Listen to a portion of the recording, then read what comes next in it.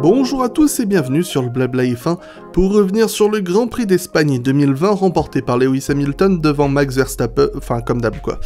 Au final, le Grand Prix d'Espagne c'est un petit peu toujours comme on s'y attend, j'ai l'impression depuis très longtemps, à savoir une procession tant toutes les équipes connaissent bien ce circuit, tant ce circuit génère du dirty air, donc des perturbations aérodynamiques qui ralentissent les poursuivants des autres voitures dans les virages. Je vais pas particulièrement revenir dessus, mais c'est vraiment une catastrophe sur ce circuit. Il n'y a pas vraiment de zone de dépassement de manière générale, et voilà, ça fait que chaque année on se retrouve à peu près avec la même course. On avait un semblant d'espoir, dans le sens où on se disait un Grand Prix d'Espagne qui va se tenir en plein été, il va faire très chaud, et quand on a vu ce qui s'était passé à Silverstone ces 2 dernières semaines, on s'est dit, vas-y, il y a moyen qu'il se passe un truc. Bon, bah là non, clairement pas. Ça reste un circuit très chaud, mais à Silverstone, ce qui posait aussi beaucoup de soucis, c'est le fait qu'il y avait énormément de virages très rapides, donc où on abîmait plus rapidement les pneus. Là, Barcelone, c'est un circuit où il y a pas mal de courbes rapides aussi, mais qui est plus complet, donc au final, qui est peut-être moins exigeant sur les gommes, et c'est pour ça qu'on a eu, au final, une course assez protocolaire, quoi qu'en 2 arrêts, ce qui est quand même assez peu commun pour le souligner, ce qui a permis d'animer un petit peu le milieu de peloton, où on a eu des stratégies à un seul arrêt, et au final, voilà, pour moi ça s'arrêtait là, mais de toute façon je pense que tout le monde s'attendait à la même chose, ce Grand Prix, c'est une purge, et je sais que on va beaucoup parler du problème des F1 actuels, et que vivement en 2022 qu'on passe à autre chose, parce que ces F1 sont très larges, et qu'elles génèrent beaucoup du coup de perturbations aérodynamiques, toutes ces choses, et que du coup elles ont du mal à se suivre de près, mais il y a un moment, c'est aussi le circuit, parce qu'il suffit de regarder les courses de F2. Je ne regarde pas la F3, mais la F2 ce week-end, c'était pas bon, hein, et pour que la F2 soit pas bon, il en faut, quoi. Alors on a eu des 3-4 derniers tours énormes, parce qu'en F2, les pneus, ils tenaient pas du tout, et c'est là où il s'est vraiment passé des choses, mais si on enlevait cette usure des pneus, c'était complètement une procession. On n'avait pas une victoire Matsushita qui part 18ème, on n'avait pas ce genre de choses, donc ça aurait été autant une procession que la F1, à quelques différences qu'en F2 on peut plus facilement s'attaquer. Pour moi, ce circuit de Barcelone, il est pas bon, c'est aussi simple que ça. Mais bon, on ne va pas se plaindre, on a quand même de la F1 cette année. On a Lewis Hamilton qui remporte encore une course. Non, au final, j'arrête. Je plaisante, qui établit un nouveau record de podium. Enfin voilà, hein, de toute façon, honnêtement, je ne fais même pas attention à ce genre de choses, parce que voilà, il va continuer de tout exploser. Quand on se dit que dans 2 semaines, on va avoir 3 nouvelles courses consécutives, et que Hamilton, il va égaler les 91 victoires de Schumacher, voilà, j'y fais même plus attention à ça. Mais ce que j'ai apprécié pendant ce Grand Prix d'Espagne, je vais me placer dans le baquet de quelques pilotes, dont Hamilton, Verstappen, et un autre un petit peu plus tard, c'est le fait que plus que jamais cette saison, j'ai l'impression que les pilotes, ils parlent beaucoup, ils ont beaucoup leur mot à dire sur leur stratégie. On a entendu Hamilton en fin de course dire à son ingénieur bon, vous m'arrêtez si vous voulez, mais je veux pas des softs. Et ils lui ont mis les médiums. Et on a eu Verstappen aussi en début de course, on l'a vraiment entendu râler contre son équipe à dire arrêtez d'essayer de calquer ma stratégie sur Hamilton, on fait notre course et puis point barre, parce que il y a pas moyen d'aller le chercher Hamilton, les Mercedes sont trop rapides. Et au final, Verstappen, ça lui permet de gagner la 2e place. Alors, est-ce qu'il la gagne grâce à Bottas ou est-ce qu'il la gagne grâce à lui-même? Je sais même plus à ce stade. Pour Hamilton, je vais pas encore me répéter 30 000 fois. Verstappen, voilà, les deux, ils rendent une copie parfaite. Aussi bien du point de vue du pilotage que sur la gestion des gommes, sur l'aspect de l'équipe, cette participation du pilote sur sa propre stratégie, c'est quelque chose qui, au final, on semblait avoir un petit peu oublié ces dernières années, parce que je me rappelle d'un Hamilton qu'on entendait constamment geindre à la radio ces dernières années sur cette stratégie c'est pas la bonne, cette stratégie c'est la bonne, machin. Bon, au final, il gagnait quand même les courses, parce qu'après il disait en fait, elle était bien votre stratégie. Là, on l'a vu à Silverstone, le fait qu'il essaye de défier un petit peu ce que l'équipe voulait faire en allant plus loin, ça lui a permis de gagner une place face à Bottas. Aujourd'hui, il voulait pas de ses pneus soft, on l'a écouté, bon, il avait pas grand chose à perdre à moins que les softs se soient détériorés rapidement, mais voilà. Et en fait, si je soulève ce point-là, c'est parce que de l'autre côté, on a un Valtteri Bottas qui a gentiment raté son départ. Bon, ça arrive de rater son départ, surtout que c'est pas à lui que ça arrive très souvent, honnêtement, hein. Même généralement, il fait des assez bons départs. Mais voilà, quand sur cette piste, ce qui est primordial, c'est la position en piste. On a des circuits où avoir vraiment ce qu'ils appellent track position, avoir la position en piste, c'est-à-dire être littéralement dans la position à laquelle on est, c'est quelque chose qui est très important, parce que c'est difficile de doubler. Sur d'autres circuits où c'est plus simple de doubler, en ayant des stratégies différentes, si on est quatrième et qu'on est moins rapide, on va se faire doubler. Sur ce circuit, si on est quatrième et qu'on n'est pas très rapide, ça va être difficile de se faire doubler, donc au final, la position en piste compte beaucoup, et c'est ce qui a un peu chamboulé des courses dans le milieu de peloton. Et Bottas, il a perdu pas mal de temps derrière Stroll en début de course, après s'être fait dépasser, mais il a sagement suivi la stratégie que Mercedes lui a conseillé. Lui, il est passé en soft sur son deuxième et dernier relais, et il n'a pas réussi à rattraper Verstappen, il perdait du temps, parce que les softs, ils étaient pas bons. Alors, à cause des grosses chaleurs, j'imagine, mais il fallait partir en médium sur le dernier relais, ce que Verstappen a fait, ce que Hamilton a fait. Bottas, il a suivi la stratégie, et ça s'est mal terminé. Preuve en est, pour aller chercher le meilleur tour en fin de course, on lui a mis les médiums. Il a réussi à le prendre, donc preuve que voilà, les pneus médiums, c'était les bons pneus du jour. Et malheureusement, Bottas, peut-être que, outre ce petit, même gros manque d'agressivité que je peux lui reprocher, il peut aussi lui manquer cette part peut-être d'implication dans sa gestion de la course. L'autre fois, je crois que j'ai même pas osé relever la blague, mais là, je suis obligé de la faire. Verstappen, il est en train de creuser l'écart sur Bottas au championnat. Bon, c'est que de 2 points, parce qu'il a fait le meilleur tour, Bottas. Mais quand même, je sais que Verstappen, il est bon, que la Red Bull est loin d'être mauvaise. Mais quand même, c'est abusé. Enfin, là, il termine à 40 secondes de Hamilton. Alors, il a fait un 3e arrêt en fin de course. Et au final, moi, si je tire la gueule, c'est pas parce que je pense que Bottas est mauvais. Bottas, il est pas mauvais. C'est juste que moi, j'ai envie de voir une lutte pour le titre. Et aussi bon que soit Verstappen, c'est pas lui qui va nous la donner, à moins que Red Bull, ils arrivent à sortir un truc exceptionnel sur la voiture, ou Honda, mais là, clairement, la lutte pour le titre, elle est pliée, et Hamilton, bon, il va aller chercher son 7e titre, c'est très cool, enfin, c'est très cool dans le sens où, voilà, c'est quand même un gros palier, quoi, mais j'aurais aimé que ce soit fait avec panache, mais Bottas, il lui manque trop de ces petits trucs qui vont faire que... Voilà, on a des pilotes comme Verstappen ou Leclerc ou justement Hamilton qui ont ce petit plus par rapport à d'autres qui font qui sont, au lieu d'être juste très bons, ils sont exceptionnels, quoi. Et je regrette. Bon, on va passer à la course des Mercedes de 2019 avec Stroll qui termine 4e, Perez 5e. Perez franchit la ligne en 4e position, un excellent retour de sa part. Il part sur la stratégie à un seul arrêt, il perd la place face à Stroll au départ. Mais en qualif, il est devant.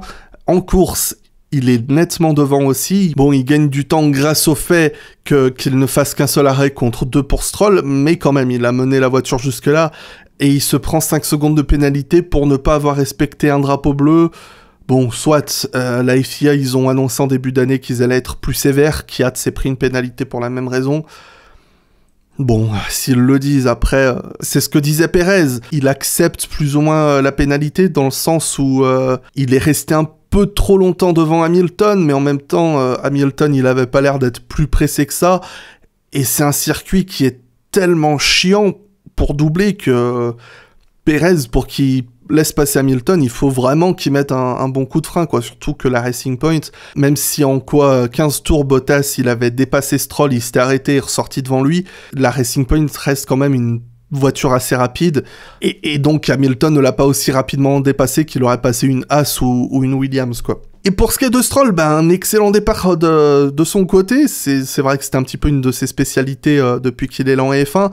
Maintenant, je sais que j'ai passé pas mal de temps à essayer de dire ces dernières années, non mais vous verrez, Stroll c'est un pilote qui est pas mauvais. Bon, il le prouve. Maintenant, j'ai envie qu'il me prouve plus, parce que bon, Hülkenberg, il lui a mis 2 petites tatanes la semaine dernière. La Perez, il revient après 2 semaines d'absence, et sans cette pénalité stupide, il terminait devant, quoi. Donc bon, et pareil, Hülkenberg la dernière fois, si on devait pas l'arrêter parce qu'il avait des soucis sur ses gommes en fin de course, il terminait devant Stroll. La loose. Maintenant, il fait le boulot. Mais j'ai envie de voir plus, parce que s'il est amené à rester encore dans cette voiture, j'ai envie quand même que ce soit un pilote qui me fasse dire ouais, il mérite sa place, quoi. Mais qu'il la mérite vraiment, vraiment, quoi. Sainz, les choses ont enfin bien tourné pour lui, il termine en 6ème position, enfin, parce que depuis le début de saison, c'est pas qu'il performe pas, c'est juste que tout va contre lui. Et en même temps, faut reconnaître que Norris, il a vraiment aussi haussé son niveau de jeu. Là, ce week-end, Norris, c'était plus compliqué pour lui. Sainz, il a fait une excellente course. Il a été chercher les dépassements, un des rares à réussir à aller les chercher sur une strat à 2 arrêts. Les choses sont allées dans son sens. Ce que je veux dire, c'est pas il l'a eu facile, au contraire.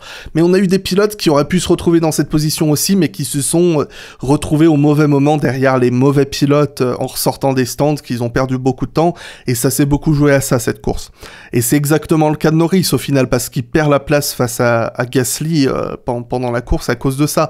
Parce qu'il a, à la sortie de son arrêt au stand, il a perdu du temps derrière une autre voiture, et Gasly aussi, au final, lui aussi se plaignait de ça, je vais y revenir.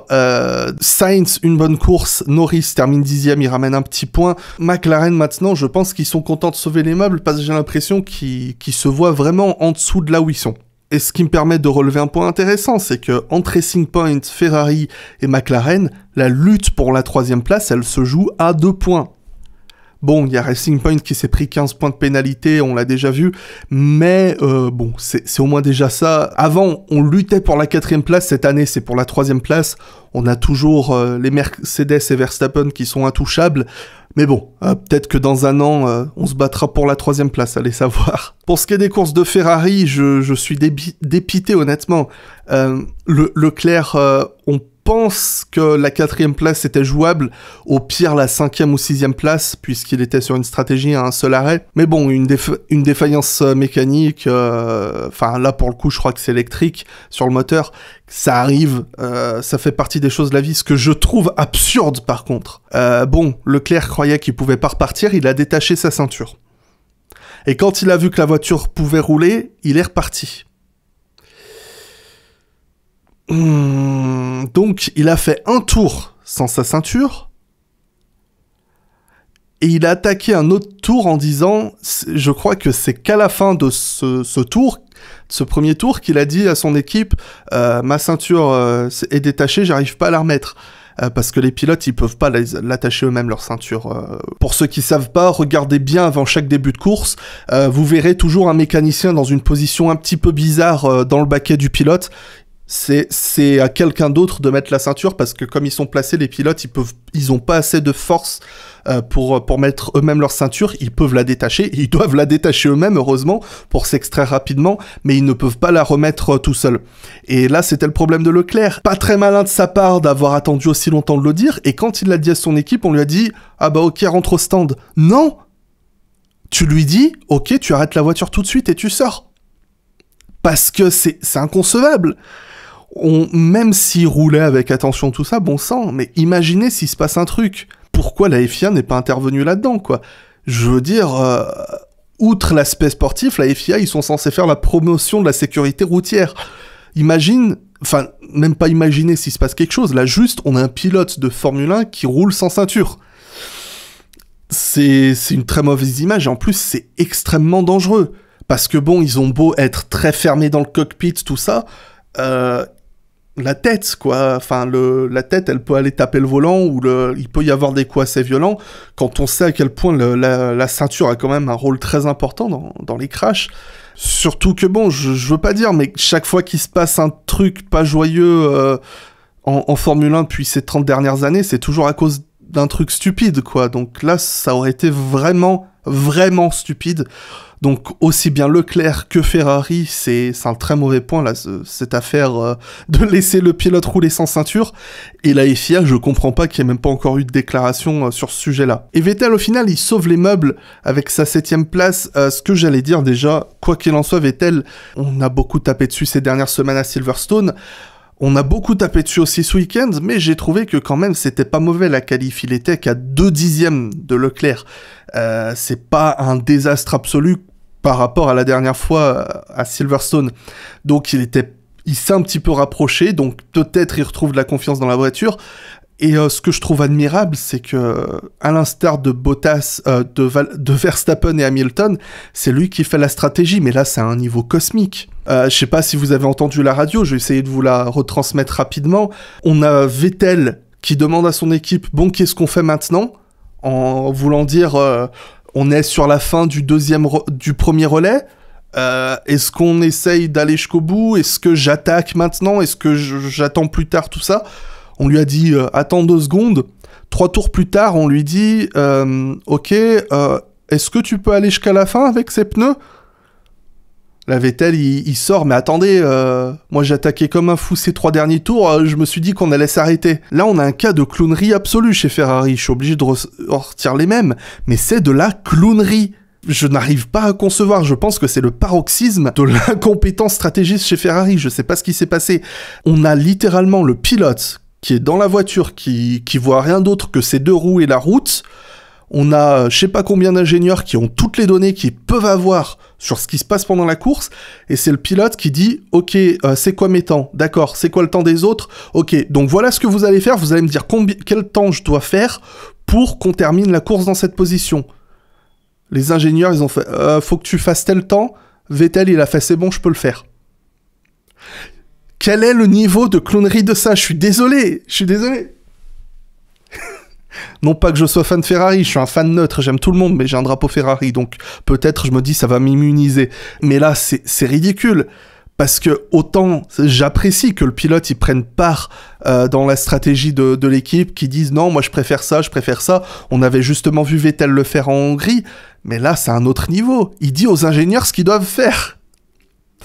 Et il ramène une 7e place. Et sincèrement, c'est un très bon résultat, considérant où il était pendant la course et le nombre de tours qu'il a fait avec ses softs. Je crois qu'il a littéralement fait plus de la moitié de la course, ou au moins presque la moitié de la course avec des softs. Des pneus que Hamilton ne voulait pas, même pour 15 tours en fin de course. Donc j'aurais voulu dire, il y a un petit peu de mieux pour Vettel, mais là je suis obligé quand même de tirer le chapeau que je ne porte pas.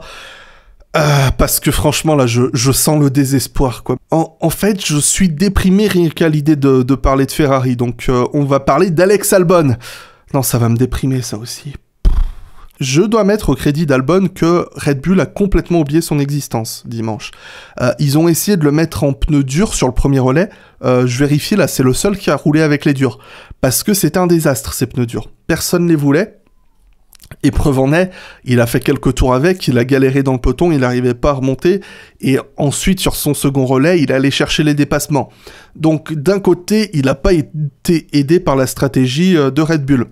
Je pense qu'il a surtout servi de banc d'essai pour Verstappen. On s'est dit peut-être on va tenter de faire un seul relais en hard, mais bon, ils l'ont pas fait. Mais il y a un moment, je pense que si on se permet d'utiliser Albon de la sorte, c'est parce qu'il fait pas ce qu'il faut. J'oserais mettre à son crédit que en qualif, il est aussi loin de Verstappen que ce que Gasly l'était, mais à la différence de Gasly, c'est que les équipes derrière se sont rapprochées, et du coup, au lieu de se qualifier juste derrière Verstappen, il se qualifie 5 places derrière. Je vais lui mettre ça à son crédit à Albon. Et le fait qu'en piste, à l'inverse de Gasly, il sait aller chercher les dépassements. Dans la Red Bull, je parle dans la Red Bull. Maintenant, ça commence un petit peu à tarder le moment où il termine encore une fois un tour de Verstappen. Je sais qu'il y a une grosse part de responsabilité de l'équipe là-dedans.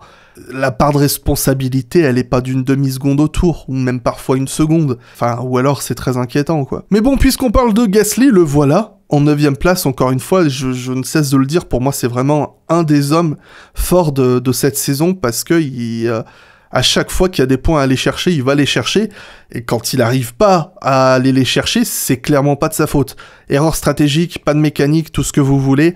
Même là encore, pour lui, il pouvait aller chercher la 6ème place. S'il n'avait pas été bloqué par Ocon, je crois, à la sortie de son premier arrêt au stand, Ocon qui lui était en un seul arrêt, donc qui a bloqué un peu tout le paquet où il y avait, je crois, Albon, Gasly et Norris. Mais sinon, voilà, Kvyat, il passe tout juste en Q2, Gasly, il est tranquille en Q3, et c'est comme ça depuis le début de saison, donc vraiment, il me ravit un petit peu de ce côté-là.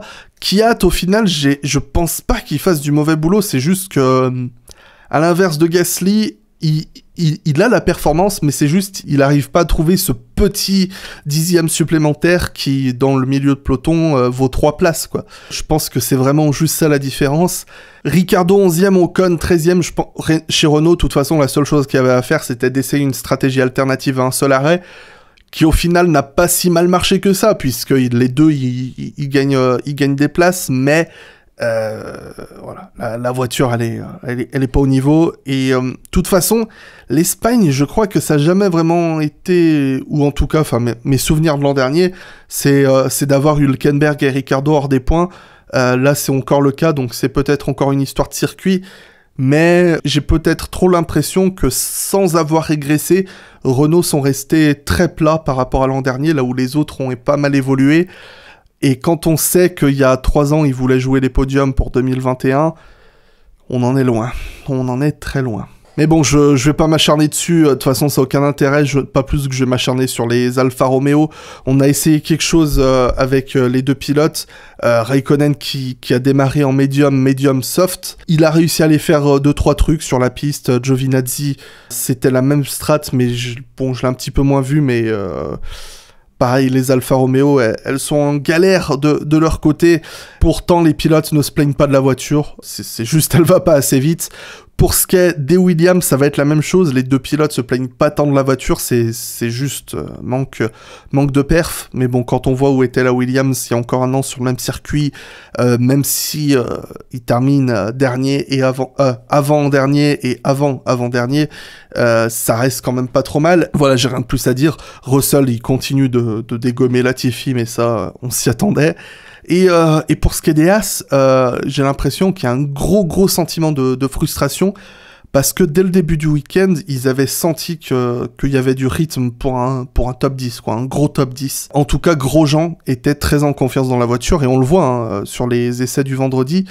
C'est juste que dans la nuit du vendredi au samedi, ils ont changé quelque chose, je crois, sur son moteur, et depuis, ça a été un désastre. Pour lui, il n'arrive pas à comprendre ce qui s'est passé, mais on le voit vraiment, le vendredi, il est constamment dans le top 6 de mémoire aux essais libres, et là, il termine bon dernier en ayant fait des erreurs tout au long de la course. Il y a quelque chose qui a dû être touché dans la voiture sans qu'on s'en aperçoive, parce que je vois pas d'autre explication. Je ne cherche pas des excuses illimitées à Grosjean, parce qu'encore une fois, il faut que je... Mais cette affaire de ces zigzags en ligne droite, mais... Il y a 2 semaines, il s'est fait démonter à cause de ça, et là il recommence avec Raikkonen. C'est beaucoup trop dangereux. À Silverstone, Ricardo Sainz, ce week-end, Raikkonen, c'est des pilotes qui savent courir, les 300 sont pleins. Moi, si je me place en tant que mec qui connaît que dalle, je me dis, il y a 3 pilotes comme ça qui se plaignent de ce type de manœuvre, sachant que c'est pas trop, enfin surtout Ricardo et Raikkonen, c'est pas trop les genres à aller se plaindre à la radio quand les autres pilotes font des trucs. Je me dis que, voilà, clairement, c'est une manœuvre qu'il faut qu'il arrête de faire, quoi. Mais j'ai l'impression d'avoir beaucoup trop parlé sur ce Grand Prix pour la quantité de choses qui s'y est passé, donc je vais m'en arrêter là. Je vous remercie toutes et tous d'avoir écouté jusque-là. Si ça vous a plu, vous pouvez considérer de mettre un petit pouce bleu. Si c'est pas le cas, bah merci quand même d'avoir écouté jusque-là.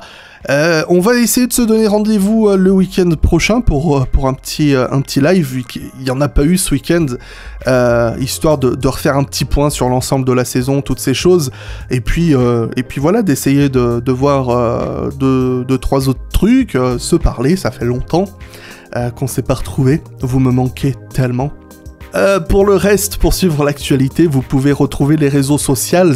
Les liens pour Facebook, Instagram et Twitter sont dans la description, ainsi que celui du Discord. Et puis, vous pouvez considérer vous abonner pour pas manquer les prochaines sorties. Et moi, je vous donne rendez-vous très bientôt pour un nouvel instant Blabla F1.